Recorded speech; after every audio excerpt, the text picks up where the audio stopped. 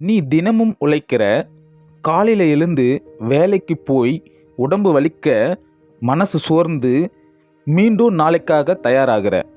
ஆனால் ஒரு கேள்வி மட்டும் உன்னை எப்பவுமே தொடர்ந்து வருது. சம்பளம் வர நாளே மனசு லேசாக இருக்கும், கனவுகளோட ஆரம்பிக்கும். ஆனால் மாதம் முடிகிற நேரத்தில் அதே பணம் உன்னை விட்டுட்டு எங்கேயோ மறைஞ்சி போயிடுது.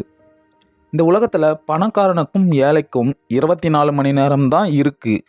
ஆனால் ஒருத்தன் பணத்தை கட்டுப்படுத்துகிறான், மற்றொருத்தன் பணத்தால் கட்டுப்படுத்தப்படுறான். இதற்கு காரணம் அதிர்ஷ்டமா, சம்பளமா, படிப்பா? இல்லை, காரணம் ஒரே ஒன்று தான். பணத்தை எப்படி நிர்வகிப்பது அவனுக்கு தெரிஞ்சிருக்கு, இவனுக்கு தெரியல. நம் வீட்டில் பாருங்க, அப்பா அம்மா ஒரு வாழ்க்கை முழுக்க உழைப்பாங்க, தங்களுக்காக இல்லை. ஆனால் வயசான பிறகு மருந்துக்காகவும் காசு இருக்கா என்று கொஞ்சம் யோசிக்க வேண்டிய நிலை. அது விதி இல்லை, அது துரதிர்ஷ்டமும் இல்லை, பண நிர்வாகம் கற்றுக்கொள்ளாததன் விளைவு தான் இது.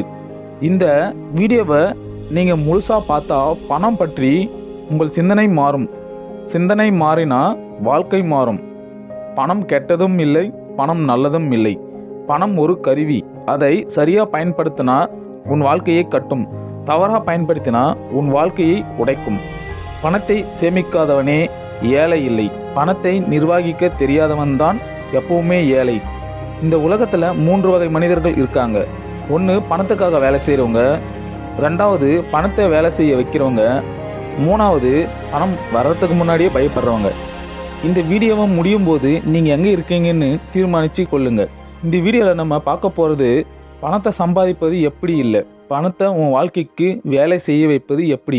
நீங்கள் இப்போது ஸ்கிப் பண்ணினா அடுத்த மாதமும் அதே கேள்விதான், பணம் எங்கே போச்சு. ஆனால் முழுசாக பார்த்தா பணம் ஒரு நாள் உங்களை தேடி வரும். வா, பணத்துக்காக வாழ்க்கையை விற்க வேண்டாம், பணத்தை உன் வாழ்க்கையை கற்ற கருவியாக மாற்றிக்கொள்வோம். இது பணம் பற்றி அல்ல, உன் எதிர்காலம் பற்றி.